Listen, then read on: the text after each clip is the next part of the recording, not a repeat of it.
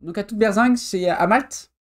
C'est-à-dire qu'il est sur l'île, sur la prison qui est au milieu, c'est ça? Ouais, c'est ça. Du coup, Malte, c'est ça. C'est en dessous de la Sicile, c'est une toute petite île. Gozo et Malte, du coup, l'île de Malte. Malte, c'est la sentinelle plantée au milieu de la Méditerranée. La Méditerranée, la mer du milieu des terres, berceau de la plupart de nos civilisations européennes, africaines, voire asiatiques. Malte, c'est la matrice, c'est le nombril de la Méditerranée. Malte, c'est la base, le socle. Ok. Parce que oui, ça, du coup, j'ai montré, c'est au carrefour de la Méditerranée. Ah, il va à Gozo, direct. Très bien.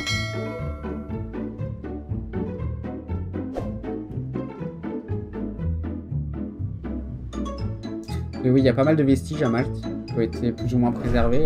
Et c'est vrai que voir, Malte semble avoir joué un rôle hyper important depuis les tout premiers balbutiements de nos civilisations, quand les hommes se sont sédentarisés avec l'agriculture, l'élevage. Alors attention, hein, quand on parle proto-histoire, en gros ce qui précède l'arrivée de l'écriture pour la décrire, eh ben, c'est beaucoup d'hypothèses et peu de certitudes. Mais quand même, comment expliquer en un tel lieu, hein, à Malte, une telle concentration de temples sacrés qui datent de 4000 ans avant notre ère, hein, 1000 ans avant les premières pyramides d'Égypte?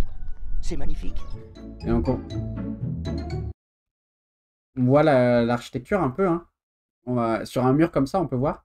Donc on a des remplissages en pierre massive et on a des sortes de piliers qu'on retrouve ici avec des linteaux, enfin sous-bassement en pierre. Et en fait, on a des piliers un peu réguliers. Voilà, un, 2, 3. Là, on pourrait imaginer en avoir un. On a un autre ici. On voit que même 4000 ans, du coup, avant nous, on avait plus ou moins les mêmes principes, quoi. Et du coup, ça reste, c'est resté, c'est les bases de l'architecture. Avant les premières pyramides d'Égypte, c'est magnifique.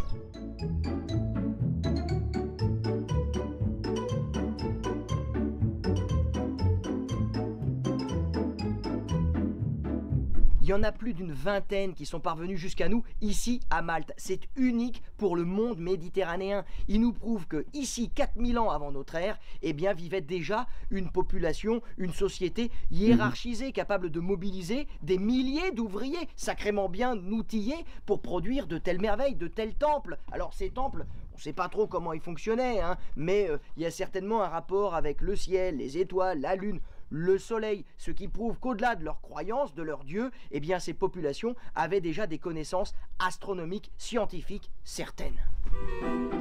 Ok. Je savais même pas qu'il y avait ça. Pas que, à quel point c'était que c'était à ce point-là avancé. Ah, ça, voilà, ça, je connais ça. Donc là, alors, au-delà du temple, il y a aussi l'architecture de la structure qui a été mise en place, qui est intéressante. C'est-à-dire qu'on est venu faire une toile un peu comme un cirque pour protéger ce qui est en dessous. À Malte, il pleut rarement quand même. Faut pas, on est en plein milieu de la Méditerranée, il fait très chaud. Il pleut rarement. Mais ça permet du coup justement enfin, il gèle rarement surtout. Du coup, il n'y a pas besoin de l'enfermer complètement et on est juste venu faire une toile pour protéger de la pluie justement. Ça, c'est un type d'architecture qu'on peut retrouver notamment dans les stades de foot, typiquement, où les toitures, enfin, les protections sont en toile tendue. On a l'Allianz Arena à Munich qui est un peu dans cette idée-là, d'une façon un peu différente, hein, mais qui fonctionne pareil avec des éléments tendus. Qu'est-ce qu'on a? On a plusieurs. Il y a encore à Munich, il y a un des stades olympiques qui est pareil en toile tendue comme ça. Et donc c'est vraiment un type d'architecture. Ils sont tous plus impressionnants les uns que les autres, ces temples qui datent de l'âge de pierre. Hein, c'est unique pour la Méditerranée. Non, franchement, Malte, c'est la base, le socle. Malte, ce qu'il faut savoir, c'est que c'est vraiment un rocher qui est au milieu de la Méditerranée, hein. Là, on voit la taille des murs et des blocs, hein. On le voit ici, c'est vraiment immense, hein. Donc à bouger, etc., c'est costaud. Ça fait penser vraiment à Stonehenge un peu, hein. On a des gros blocs de roches qui ont été posés là. On sait plus ou moins en plus fini, en plus abouti quand même, parce que Stonehenge, c'est vraiment juste des dolmens, enfin des arches qui ont été posées. Là, on a vraiment une sensation d'enceinte de murs qui existe. Mais ça rejoint un peu le même type d'architecture, entre guillemets, le proto-histoire. On sait pas trop pourquoi c'était là, mais c'était là.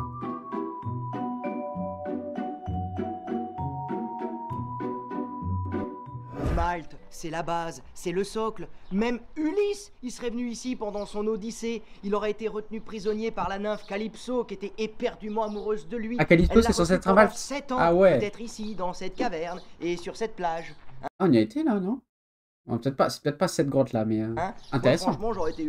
Donc, vu que c'est vrai que vu qu'on est au milieu de la Méditerranée et un petit peu loin de la Grèce au final, hein, parce qu'on est quand même plus à l'ouest, on peut imaginer que ouais, le Malte c'était le lieu de mythes et légendes de l'Antiquité grecque, quoi. C'était la convoitise des premières grandes civilisations méditerranéennes, les Phéniciens, puis leurs descendants, les Carthaginois, et enfin les Romains. Et oui, car Malte, c'est une escale, un abri idéal pour les bateaux, et ce sont les Phéniciens qui, les premiers, vont s'y installer durablement en développant de nombreux petits ports, comme ici, à Marsaxlokk. Et c'est aussi pour ça qu'on a à Malte, on a les bateaux qui ont beaucoup de couleurs et qui ont les yeux sur l'avant de la coque, un peu comme aussi en Sardaigne, etc., où on retrouve un peu ça. C'est du coup les Phéniciens, il me semble, si je ne me trompe pas, qui avaient beaucoup ça. Et on voit l'affluence du commerce, etc., sur tous ces pays-là. De pêcheurs, typiquement. De commerce. Marsaxlokk, voilà, eh bien, ce serait du Phénicien. Voilà les yeux. Marsa voulant dire le port. Voilà. Je l'ai devancé, mais du coup ça. Et Schlok, le sud. Et autre héritage. Donc le port du sud de Malte, en phénicien, et on a les yeux. Les Phéniciens, les Carthaginois, eh bien c'est sur la proue des bateaux, cet œil d'Osiris pour porter chance aux marins. C'était leur patte de lapin. Donc c'est l'œil d'Osiris, ça je savais pas par contre. Est dans les... Donc c'est pour porter chance, et maintenant il y a pas mal de choses où je trouve ça, il y a des, je sais. Oh, il y a le bateau Léonard de Vinci. On voit derrière. Les étymologies, Marsaxlokk, le port du sud-est, Schlok, Shrok, Sirocco, le vent du sud-est, c'est la même étymologie. Et d'ailleurs, même Malte serait d'origine phénicienne. Malta, Maletta, ça serait en fait l'anse abritée. Bon, les Romains préféreront y voir du miel, l'île du miel, Melita, quand ils vont coloniser la région. Ah bah, à Marsaxlokk, tout est lié au port. Tiens, regardez sur l'église, la Vierge Marie, même elle arrive en sur un bateau. Ah oui, j'avais pas fait gaffe. Voilà, on commence à voir un peu l'architecture un peu typique méditerranéen ici. On va le voir qu'il y a des influences un peu anglo-saxonnes à Malte, mais on a vraiment cet aspect de maison en pierre. Typique de la Méditerranée, avec des toits plats pour faire évacuer la chaleur et pour éviter de trop emmagasiner. On a des rues assez étroites. Ça c'est typique aussi, ce genre de fenêtre qui est typique de Malte. Il y a beaucoup d'endroits où on les retrouve. Ah, la cité silencieuse. Non, c'est pas ça. On était où là? J'ai pas vu. Ah si, ça, la cité silencieuse. Mais Malte, durant l'Antiquité, c'est surtout un homme, Saint Paul. Alors là, attention, hein, Saint Paul, c'est pas de la quiche. Du coup, Malte, il y a tout un aspect médiéval des croisés, etc. La croix de Malte. Bon, il va sûrement en parler mieux que moi, mais voilà. Chrétien, Saint Paul, c'est un des quatre fantastiques. Hein, avec Jésus, Saint Pierre, il vivait au 1er siècle. C'est un des fondateurs de l'Église. Eh ben, suivez-moi. Il y a son ossuaire, c'est ça. Petit détail. Pilier chapiteau corinthien, plutôt de la Grèce, mais avec un pilier très lisse. Donc on est vraiment sur l'ordre composite, donc qui allie en fait le dorique et le corinthien de chez les Grecs, et donc les Romains ont fait ça, sont inspirés de ça en fait. Et du coup on retrouve un bel exemple ici à droite et à gauche de la porte. Il ne suit plus forcément la loi des Juifs stricto sensu, tu vois, donc il y a des modifications. Donc, discorde, zizanie, procès. Comme il est romain, il va à Rome, mais en chemin, il fait naufrage. Où il se retrouve, normal, la sentinelle, à Malte. Donc, il est récupéré ici, il est emprisonné dans les prisons de Malte. Derrière moi, dans cette grotte, c'est là, chez Saint Paul, il va y rester pendant 3 mois, et pendant 3 mois, il va accomplir plein de miracles. C'est ce qui fait que l'île va se convertir massivement. Petite visite? La visite, monsieur Saint-Paul. C'est comme ça que ça se convertit. Ouais, soyez pas timide. Entrez voir Saint-Paul. Essuyez-vous les pieds par contre. Ah ouais, sacré grotte. Le petit escalier à droite et tout.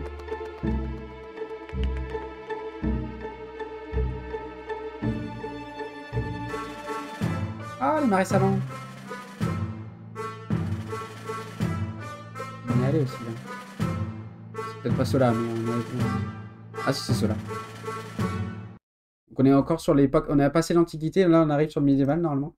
Après les guerres puniques. D'ailleurs, Voilà. punique, ça vient de Phénicien. C'est ça, l'étymologie des guerres puniques et du fameux descendant des Phéniciens, hein, Hannibal, le célèbre Hannibal qui a fait traverser les Alpes avec ses éléphants, qui va se faire défoncer par les Romains. Et donc notre Mallette phénicienne, hein, qui voulait dire l'abri des bateaux, devient la Mélita des Romains, c'est-à-dire l'île du miel, une île paisible où on va pouvoir cultiver les olives, où on va pouvoir élever les moutons, où on va pouvoir produire du coton, mais aussi du sel, avec de sublimes salines antiques qui nous datent des Romains. Derrière moi, regardez comme Qu'on peut aller sont voir, belles, hein, et qui pour sont pas du tout l'anecdote, protégés pour le coup. Enfin, pas protégés, on va dire, par une enceinte. On peut se balader, on peut se baigner juste là.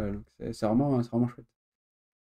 vous savez que le mot salaire, salarium en latin, Vient du ça nous sel, vient des voilà. Romains, parce Bon, que les c'était classiques, avec hein. le sel qu'on On payait en... payait. Malte, ouais, c'est très joli Malte. C'est incroyable. Il y a des aspects modernes qui sont pas top, mais dès qu'on sort un peu de la ville, tout ça, c'est magnifique. Ouais, j'y suis déjà allé plusieurs fois. Il y a mon frère qui a habité pendant 5-6 ans, je crois. 5 ans, ouais, ok. J'étais pas sûr.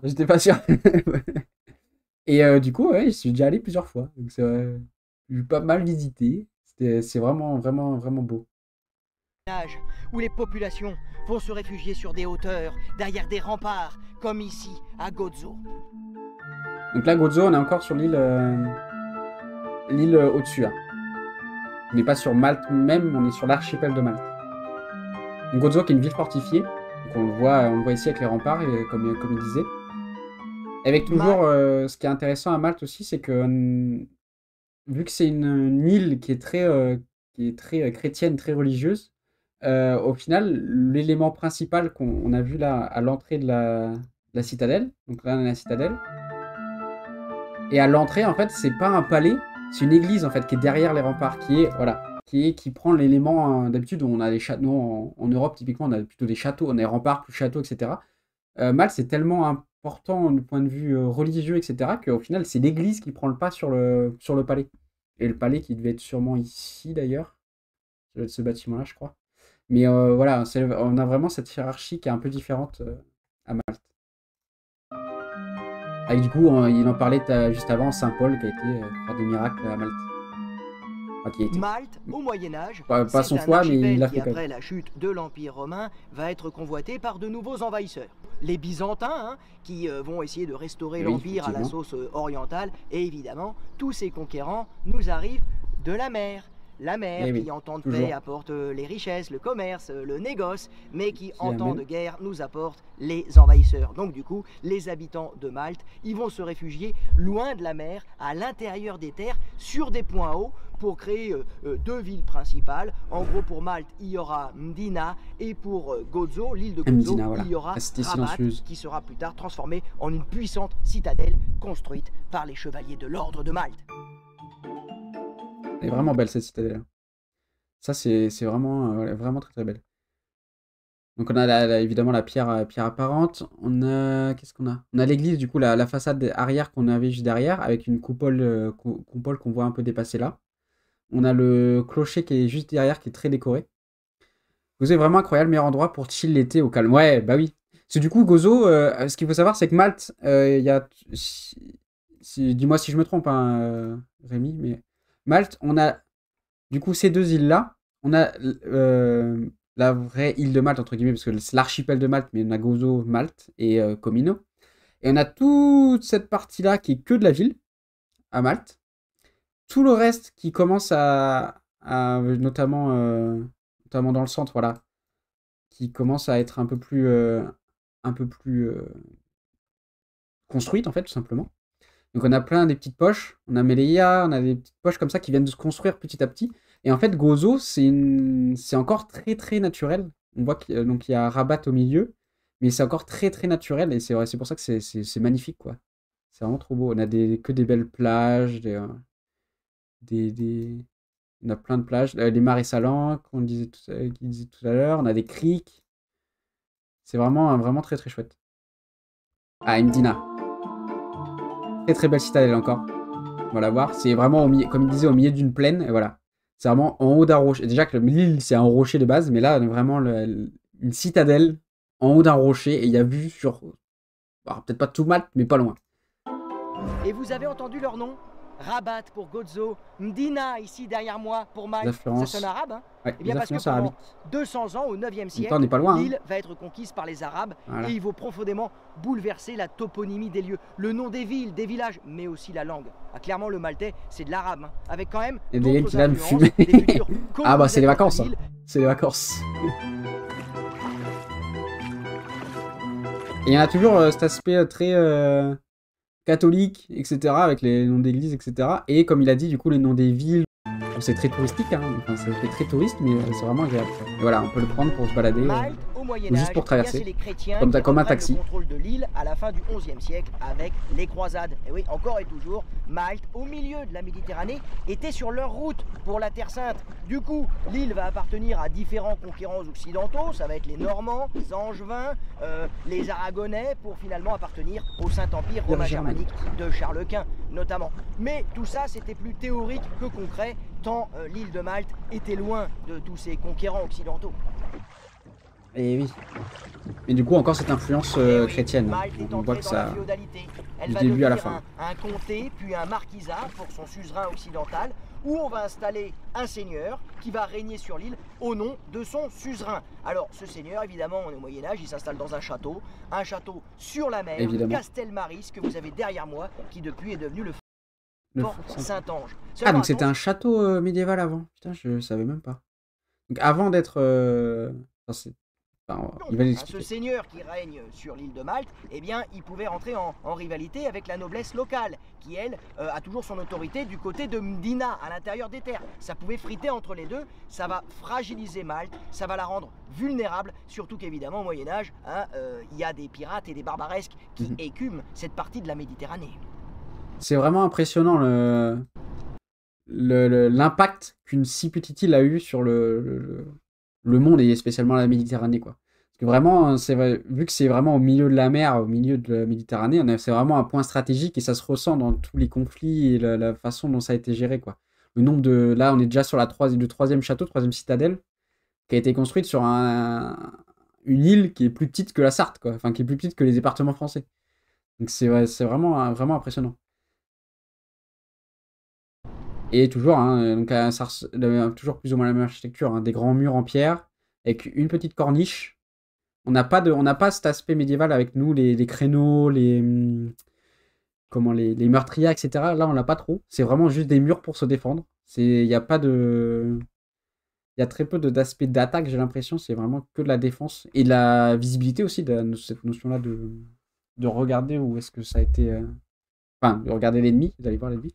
Et le Fort Saint-Ange, il me semble, petite anecdote, il me semble que ce fort-là, il a été utilisé pour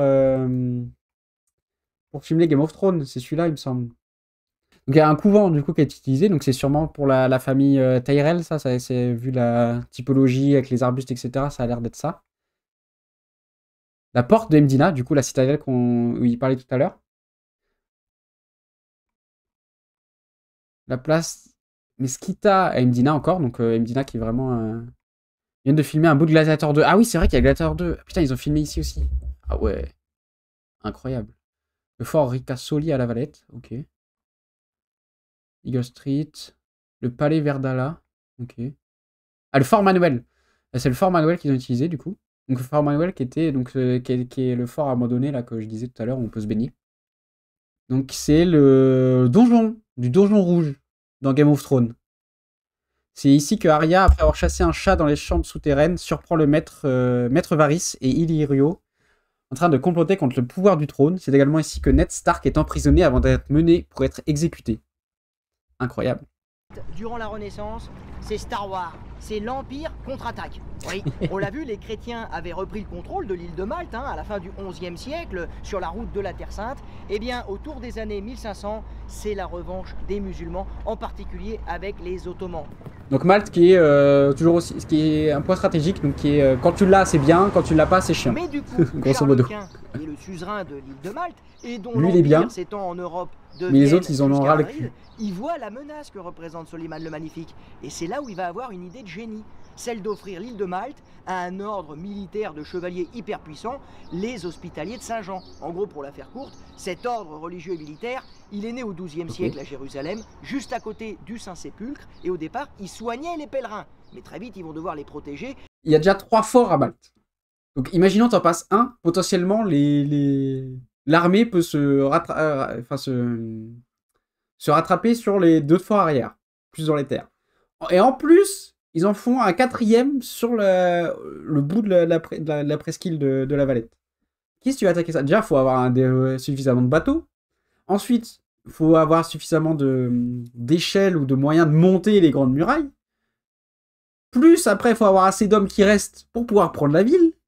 Oh, le bordel, l'enfer que ça devait être. On est dans la Valette, du coup, la capitale. Donc la Valette qui est très, quand même très petite, hein, qui est très préservée.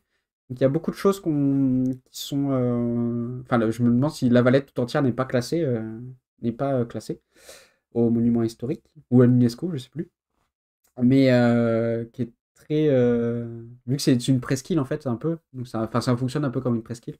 Du coup, c'est assez... Toute la capitale, en fait, c'est...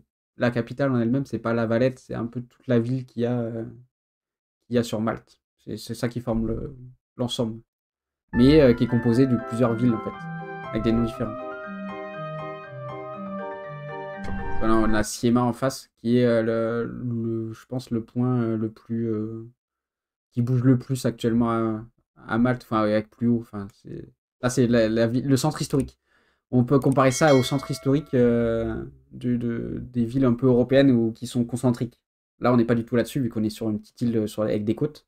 Sur une ville concentrique, là, on a le centre historique, et après, on tourne, les quartiers tournent autour. Là, c'est le centre historique, du coup. Les Turcs débarquent en mai à Mars-Ashlock. Et au départ, ça se présente mal, puisqu'ils arrivent à prendre le fort Saint-Elme, qui protège... Donc, le fort Saint-Elme qui est au bout de la Valette. On le voit. Ah, vous le voyez pas, merde. Hop.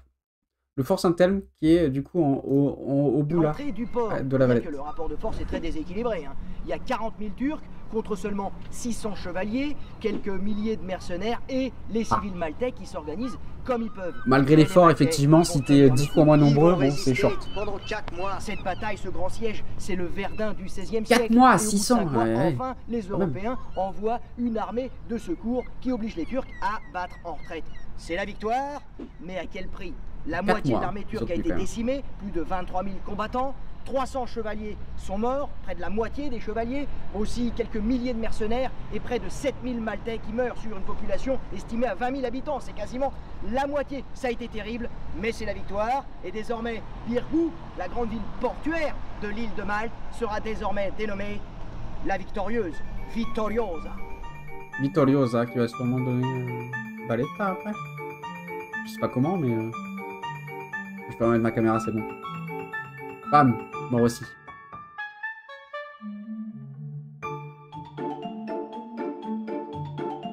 Saint-Jean de la Valette. Donc là, on est vraiment dans le cœur. Hein. Dans le cœur de la Valette. Il y a l'entrée de la ville qui est ici, voilà, City Gate. Il va en reparler à la fin parce que du coup, ça a été transformé il y a, à l'époque moderne, on va dire, à l'époque contemporaine. Et du coup, il va se balader. Il va se balader. Donc là, on a un théâtre à droite qui a été détruit. Il reste juste des piliers comme ça, mais du coup, ils ont reconstruit un théâtre dans l'enceinte. Donc un théâtre avec des échafaudages un peu plus en métal, etc. Donc on a vraiment ce contraste là, ancien-nouveau aussi, mais avec la même fonction. Un théâtre ou concert, enfin peu importe. Et pour moi, Le plus beau symbole de cette victoire sur les Ottomans, c'est la création immédiatement après le Grand Siège d'une ville nouvelle, une ville de la Renaissance. Faut dire que le prestige des chevaliers était tel que les sous pour reconstruire vont arriver de partout, hein, de Rome, du Ils ont les Vatican, du thunes. Saint-Empire romain germanique. Bref, Je ils vont possède des pouvoir thunes. construire une nouvelle ville, une ville de la Renaissance, construite sur un plan en damier avec des... Donc là, on voit. Donc ça, c'est la construction de La Valette, du coup, un peu comme on la connaît aujourd'hui, avec du coup le fort Saint-Elme qui est en bout, ici, et les City Gates, enfin les portes de la ville qui sont à l'opposé. Et une rue principale qui existe encore aujourd'hui, où on peut se balader, avec du coup le théâtre qui doit être par ici, non non, c'est à l'entrée. City Gate, bon, du coup, qui doit être par là plutôt. Le théâtre actuel, en tout cas, qui était par ici. Et ah oui, non, après, il y a les musées, il y a des trucs comme ça ici, il y a les cathédrales. C'est pas grave. Mais du coup, ce qui est intéressant de remarquer, c'est que donc, et le fort et l'enceinte du coup de la Valette est construit suivant un plan en étoile. Donc, qui est le plan type Vauban, donc du nom du concepteur, qui s'appelle Vauban, je ne sais plus son prénom. Mais voilà, qui permet en fait notamment de résister à l'artillerie et d'avoir des points stratégiques plus simples. C'est-à-dire que là, au niveau de la pointe, ça résiste beaucoup mieux au niveau notamment de l'artillerie, donc tout ce qui est canon, etc. Et au niveau des creux, par exemple ici, ou plutôt en bas là, au niveau du creux, si on vient attaquer là, en fait, il y a les défenseurs qui ont deux points stratégiques pour les attaquer. Donc c'est ce pic recoin qui permet d'avoir un aspect vraiment très très défensif et très efficace, qui a été éprouvé plusieurs fois. Et ce type d'enceinte, enfin de muraille, a été utilisé dans la plupart des pays d'Europe au moins une fois, je pense, tellement c'était efficace. Rue droite, orthonormée. Bon, par contre, par rapport aux autres villes de la Renaissance, il y aura quand même encore des fortifications, hein, parce que si les Ottomans ne sont plus là, il reste encore voilà. les barbaresques. Hein, les Renaissance, ouais, Renaissance, les murailles, on n'a plus trop, parce que ça sert plus à rien en fait, quasiment. Avec les artilleries, tout ça, elles se font démolir. Parce qu'avant, avec les catapultes, c'était de la roche contre de la roche, ça va. Avec l'artillerie, il y a beaucoup plus de puissance, etc. Les murailles, ça sert pas à grand chose. Mais à la Valette, on le fait quand même, parce que déjà, c'est tout petit, donc vaut mieux avoir recentré un peu les aspects défensifs. Les murailles en font partie. Nouvelle ville, évidemment, et ça permet de contenir aussi les bâtiments pour les vraiment chevaliers défendre de la ville Malte. plus efficacement. Elle va prendre le nom du grand Vu maître le point de vue le stratégique grand que c'est. vainqueur du siège de 1565, à savoir un Français, s'il vous plaît, Jean Parisot de La Valette. Il est là. C'est un Français, je savais même pas. C'est un Français qui a donné son nom à la Valette. Incroyable. Incroyable. Coup cathédrale Saint-Jean, voilà. Naturellement dans sa ville, La Valette, que Jean de La Valette sera enterré. Donc là, cathédrale, même si c'est la Renaissance, donc on est après baroque, on est plus sur du... C'est quel type d'architecture plutôt? Ah bah si, on retrouve sur le néoclassique, etc. On voit que là, ça se ressent pas beaucoup sur ce type de cathédrale. Ce qui rappelle le néoclassique, plutôt ce qui est néoclassique, c'est le fronton ici, qui est en haut. On a notamment les colonnes aussi, qui sont de style dorique, qui est le premier ordre en termes historiques de la Grèce. Mais on voit que c'est quand même c'est très méditerranéen, très générique méditerranéen. C'est-à-dire, on a de la pierre, on a des choses assez simples, avec seulement quelques corniches. Et donc les clochers de chaque côté qui rappellent les cathédrales un peu plus classiques comme Notre-Dame avec les deux clochers de chaque côté. Donc c'est une cathédrale qui est très simple pour le coup dans la conception. En 1568, dans la cathédrale Saint-Jean de La Valette que vous avez derrière moi. Et il y a un truc qui est assez amusant avec cette cathédrale, c'est qu'il y a un contraste très fort entre l'extérieur, que vous avez ici, assez sévère, austère, monacal, fonctionnel, et l'intérieur. Oui, bon, moi j'ai dit simple, etc. Mais lui, bon, il est austère. 100 ans plus tard, c'est l'évolution des temps, quoi. Les Ottomans, les Turcs ne sont plus là. Et cet ordre de chevalerie qui est né de la force et de la nécessité commence à se détendre, à se raffiner. Voilà. Et du coup, on va voir dedans. Oui, par contre, l'intérieur de la cathédrale, il défonce. Hein. Rien que le sol, regardez-moi ça, certainement le plus beau sol du monde, en marbre. Plus de 400 pierres tombales. Par contre, c'est fou qu'il fait un détail sur bah, typiquement l'intérieur de la cathédrale de La Valette, et pas sur celle d'Albi.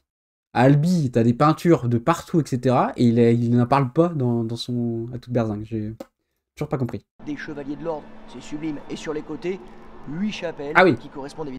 excusez-nous. On disait quoi? Ils ont des thunes à Malte à cette époque-là. Ils ont des thunes. Ça se ressent. C'est doré. C'est. Ah ouais. C'est vrai que bon, j'en ai pas parlé, mais du coup, il en parle. Ça shine, ouais, de fou. Ça brille de fou.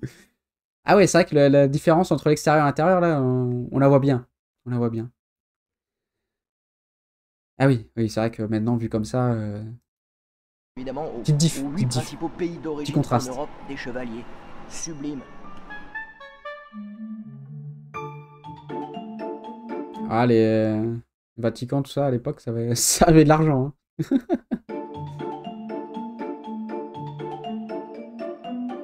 La cathédrale, très sobre en vue de l'extérieur. Hein. C'est vraiment, faut pas se fier aux apparences. Hein. Dehors, c'est très sobre. C'est cathédrale, c'est église, très sobre, machin, paf. Et à l'intérieur, c'est les vices de l'église. Côté, on a des thunes, machin, on le montre. C'est pas fou de ce point de vue-là, mais ok. La rue principale, on avait vu sur la carte, qui est sans doute, qui est celle-là. C'est pas celle-là. Mais on voit on voyait sur le plan l'aspect orthogonal, etc. On le ressent beaucoup encore. Hein. On voit les rues très droites qui traversent toute la ville.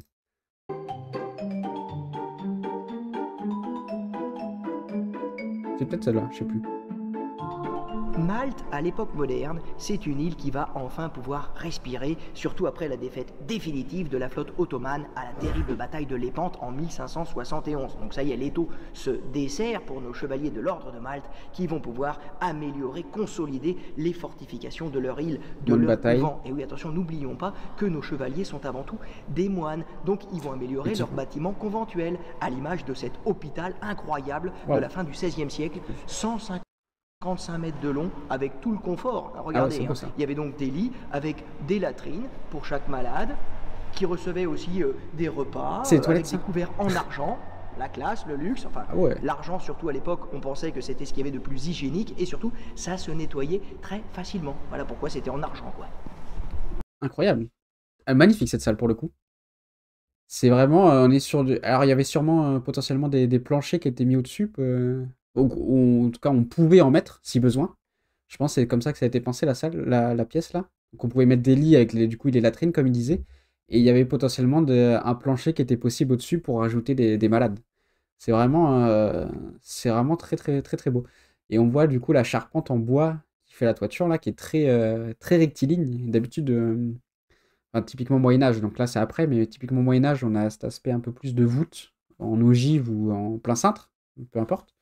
Là, on est vraiment sur quelque chose de très droit et ça se ressent du coup dans l'architecture extérieure, c'est-à-dire que la toiture, on n'est pas sur des toits en pente, on est sur des toits plats. Parce que du coup, le toit en pente garde la chaleur sous la toiture, alors que le toit plat, par contre, libère plus facilement. Donc en Méditerranée, c'est pour ça qu'on a plus des toits plats. Et on voit que même du coup en bois, même à cette époque-là, on arrivait à faire des toits plats tout à fait efficaces, quoi, enfin tout à fait solides. C'est vraiment très très beau pour le coup. Hygiénique et surtout ça se nettoyait très facilement. Voilà pourquoi c'était en argent quoi. Du coup l'argent pour les couverts. Non mais regardez-moi ça comme c'est beau, attention, hein. L'infirmerie sacrée de la Valette, c'est un des bâtiments les plus importants pour l'ordre hein, quand il est construit. Et voilà, là on retrouve les voûtes. Parce que là vu qu'on est en sous-sol, c'est ce qui sert de fondation et de cave potentiellement, etc. Ou d'infirmerie, du coup, ce qu'il disait. Là, on retrouve les voûtes. Parce que du coup, c'est ce qui permet au mieux de répartir la charge entre les poteaux. Sur un truc droit, en fait, on a le point à 90 degrés. La charge, elle n'est pas aussi bien répartie que si on vient faire un truc courbé jusqu'en bas. Et c'est pour ça que du coup, qu'on utilisait depuis le début plutôt des voûtes. Et là, vu qu'on n'a pas de toit plat, parce que du coup, là, on est en sous-sol, on n'a pas besoin d'évacuer la chaleur. Au contraire, vu qu'on est en sous-sol, on préfère garder la fraîcheur de la terre qu'il y a autour, potentiellement. Donc ça, c'est un espace qui est très frais et qui permet du coup de servir de cave ou de zone un peu plus fraîche, notamment pour les malades. Quand on est en pleine chaleur, ça se soigne jamais aussi bien qu'au frais. Donc c'est pour ça qu'on a cette différence d'architecture entre le haut et le bas. Cet hôpital, cette infirmerie sacrée, elle rappelle la fonction originelle de l'ordre, cet ordre Saint-Jean des Hospitaliers Et ça rappelle l'église, évidemment, siècle oui. en Terre Sainte, juste à côté du C'est une Saint-Sépulcre architecture à qui rappelle beaucoup Jérusalem, plus et les qui avait pour monastères et tout vocation, ça. comme un hôpital au Moyen-Âge, de recueillir, mais aussi de soigner les malades. D'ailleurs, le grand maître de l'ordre, regardez là, il y a le blason de Lacassière qui était le grand maître, c'est lui qui a ordonné la construction de cet hôpital à la fin du XVIe siècle. Eh bien, il venait lui-même en tablier pour donner à manger et prendre soin, prendre des nouvelles des malades. C'était leur fonction première. Stylé. Même le patron, il venait de soigner. Ça, c'est le palais présidentiel, il me semble, ce qu'on vient de voir. Ah, on voit les jardins. Nice.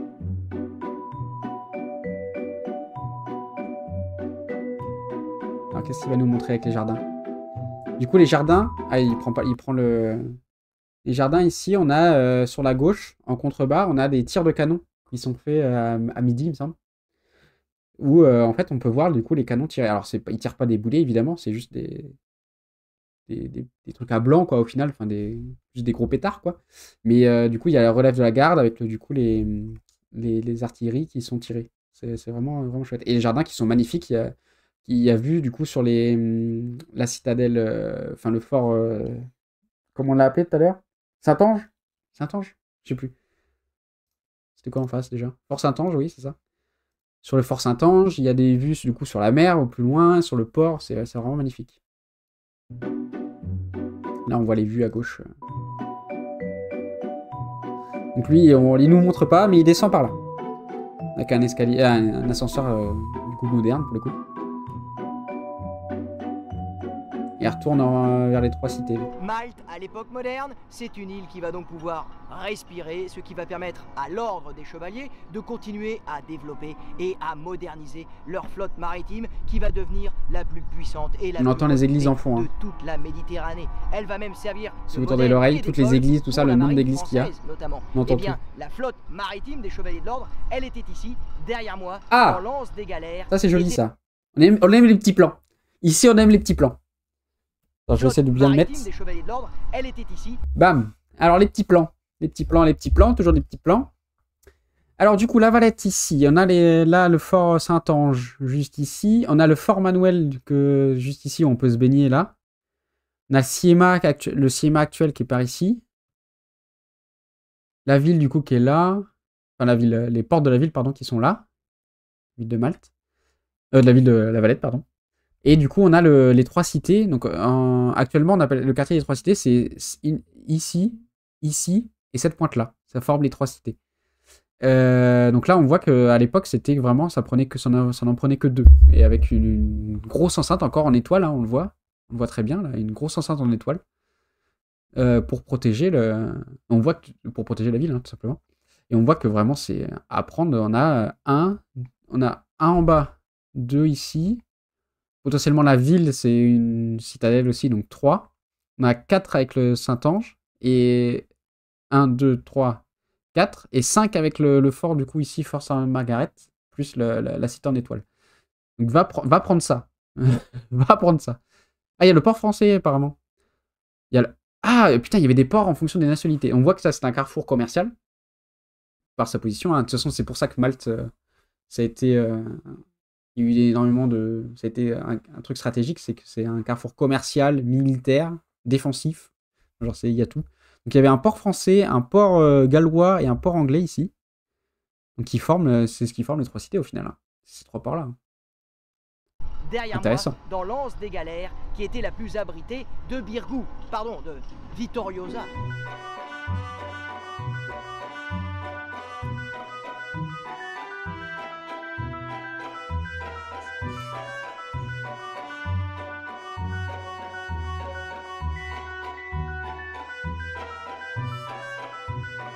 Ça, c'est le pied de l'ascenseur. Ah, il remonte par l'ascenseur, ok. Ah, bah si, bah, on voit les canons là. On voyait les canons. Il est remonté par les jardins. Donc, ça, les jardins sont à gauche ici. Et là, on a les arches, les canons devant où sont tirés, du coup, là, à midi.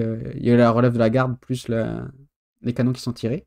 Et la Valette, du coup, qui s'étend en fond juste ici. on le voit plutôt bien. Et donc on voit tous les murs qu'il y a tout autour qui forment la citadelle.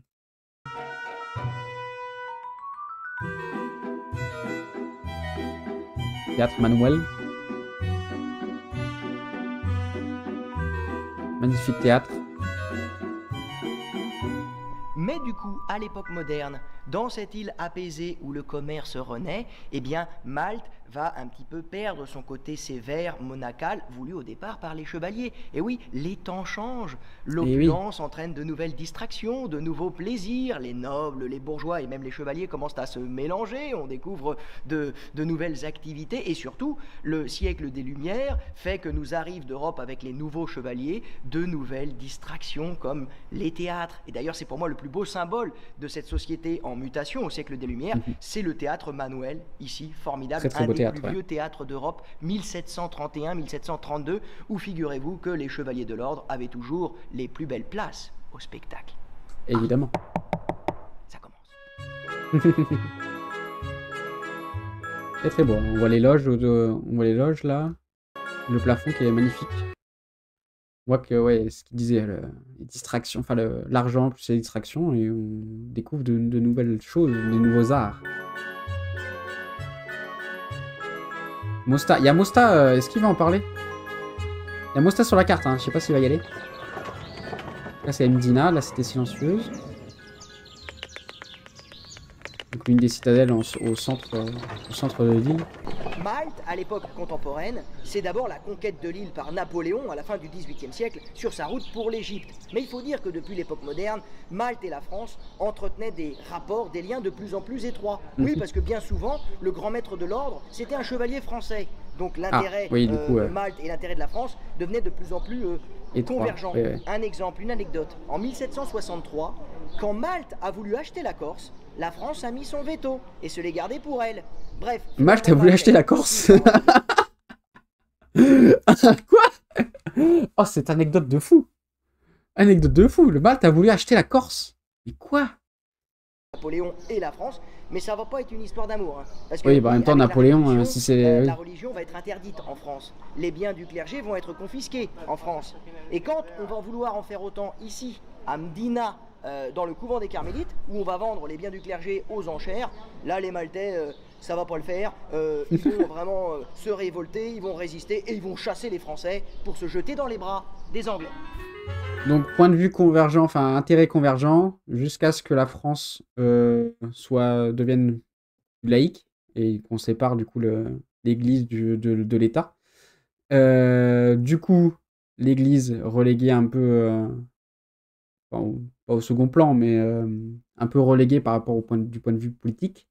Et du coup, les points de vue commencent à se diverger.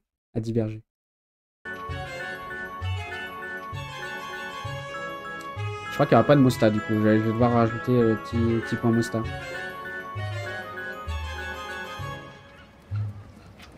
Mais ça va pas trop être non plus une grande histoire d'amour entre les Anglais et les Maltais, parce que d'abord, les Anglais, ils vont pas respecter la parole donnée au traité d'Amiens en 1802. Ah, génial. Ils devaient rétrocéder l'archipel de Malte aux chevaliers de l'ordre. Ah non, non, non. Les Anglais, ils vont le garder, ils devaient la redonner à l'Empire britannique. Et c'est parti pour 150 ans de domination anglaise. Hein. Bienvenue, la reine Victoria. Et on conduit à gauche. Eh oui. Et donc il y a pas mal de traces, du coup, à Malte, hein, notamment, du coup, ce que je disais, les fenêtres un peu en balcon comme ça. Alors, qui sont typiques aussi de la Méditerranée. Hein. Mais on a un peu ce truc-là en Angleterre, des balcons, des balconnets.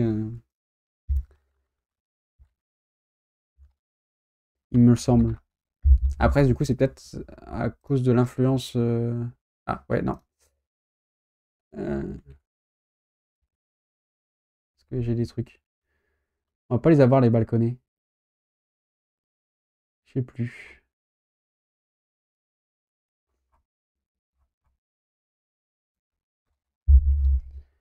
Tac. C'est pas vraiment des balconnets, du coup, c'est plus des fenêtres. Un peu dans ce style-là. Bon, ça ressort... C'est pas tout à fait ça, mais les sortes de fenêtres qui ressortent comme ça, on a un peu ça rappelle ça. Par contre, ces fenêtres-là sont donc c'est un peu plus typique méditerranéen et c'est surtout beaucoup plus. C'est pas intégré. On voit que c'est pas intégré dans l'architecture du bâtiment.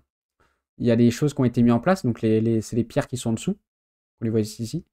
Mais l'espace, l'élément au-dessus est rajouté plutôt en bois pour pouvoir être remplacé ou réparé, tout simplement. Ou alors si au moment de construire le bâtiment, il n'y avait pas forcément les sous, par exemple, pour construire ça. Et du coup, ça vient d'être construit après. On met juste les pierres pour prévoir, mais on les place après. C'est possible. Mais ouais, non, je sais plus. Non, mais my bad, je pense que c'était un peu plus anglo-saxon, mais en fait, pas de tant. Les petites traces de anglaise. À l'époque contemporaine, avec la révolution Et à Malte, on parle industrielle très bien anglais, née en d'ailleurs. Angleterre, eh bien l'Empire britannique va apporter les financements pour moderniser l'île. Ah, c'est gentil, hein? Bon, attention, les Anglais... Aussi parce que ça c'est dans très leur propre touristique. intérêt, L'anglais, car ça Malte aide. est devenu Mais pour de eux base, ils parlent une pas très bien plateforme anglais. maritime sur la route des Si Indes. vous voulez apprendre l'anglais en vacances, Malte, c'est très bien. Partez en vacances 1 ou 2 mois à Malte, vous revenez, je sais pas si c'est bilingue, mais vous revenez avec un bon niveau d'anglais et en plus, vous avez passé des vacances de zinzin. Surtout après le percement du canal de Suez. Mais quand même, tout cet argent, eh bien, ça va apporter du travail aux Maltais et surtout, ça va moderniser Malte et la préparer aux défis de l'avenir. Allô? Yes, yes, ok. Bel accent.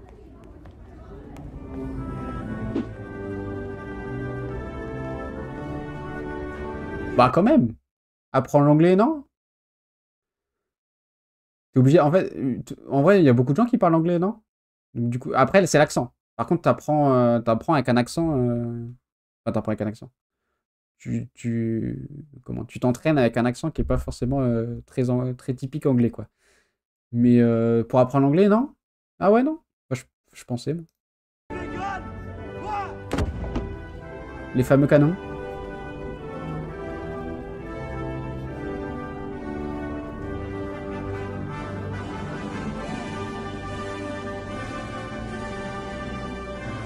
Le théâtre royal. Malte, Voilà. de nos jours, c'est d'abord le deuxième grand siège de son histoire après celui de 1565. On est pendant la Deuxième Guerre mondiale et en gros pendant 3 ans.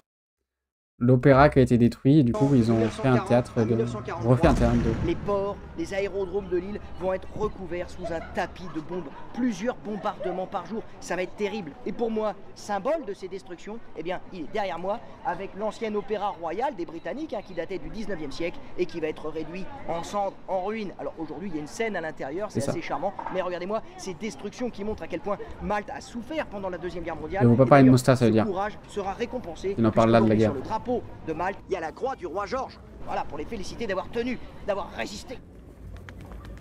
On va aller voir. On va aller voir ce théâtre-là, parce que moi, j'aime beaucoup.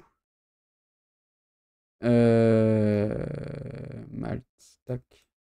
La ville est là. C'est celui-là. Non. Si, c'est ça. Ah voilà, théâtre où? C'est ce théâtre-là. Donc on voit... Alors, je sais pas si on va voir la scène... La scène dedans. Donc l'opéra royal qui a été détruit, et ils ont remis une scène dedans, voilà. Qui en fait épouse les formes, qui épouse les murs à l'intérieur.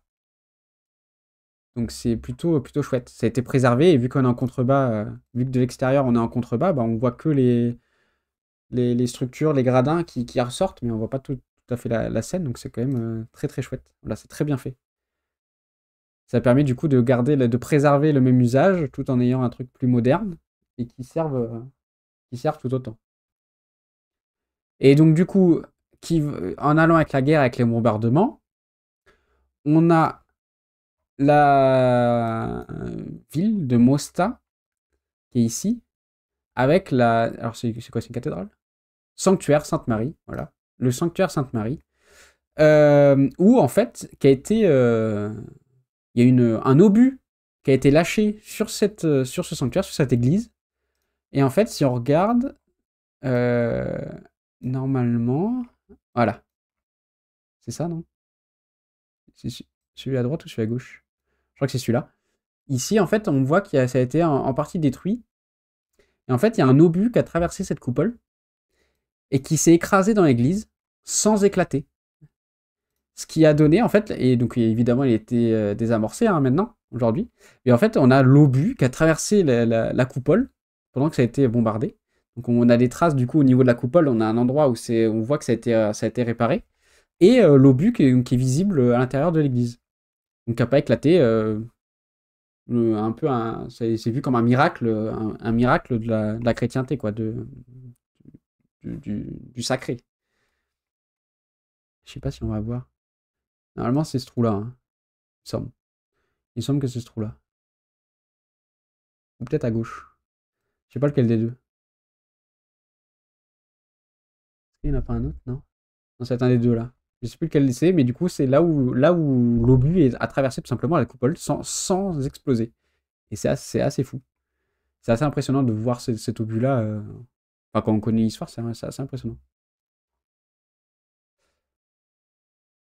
Je sais pas si on va voir.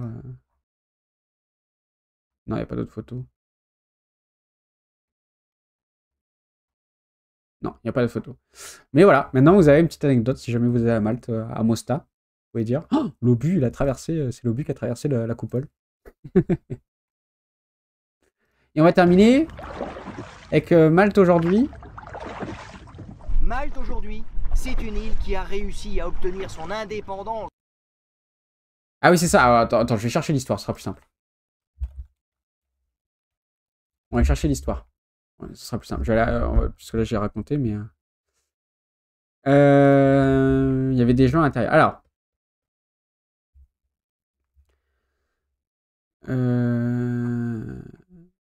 Est-ce qu'il y a l'histoire? Ça, c'est un blog. Sur Wikipédia, hein, Papy Wiki. Non? Voilà, miracle de la bombe de Mosta. Le 9 avril 1942, lors d'un raid aérien, une bombe de 500 kg de la Luftwaffe transperce le dôme et atterrit au milieu d'une congrégation de plus de 300 fidèles venus pour la messe du soir. La bombe n'explose pas et ne fait aucune victime. Une réplique de la bombe est désormais exposée dans la sacristie à l'arrière du sanctuaire, avec pour légende Il miraclu tal bomba, 9 April 1942. Donc miracle de la bombe, 9 avril 1942. Une autre bombe frappe également le dôme, mais rebondit et n'explose pas non plus. Voilà, c'est ça. Et du coup, la fameuse bombe, donc la réplique, du coup, c'est une réplique. Donc il y en a eu deux même qui ont atterri sur cette coupole. Avec 300 personnes dedans, ça n'a pas explosé. Il n'y a même pas un qui se l'est pris sur le coin de la tronche. Il n'y a rien eu.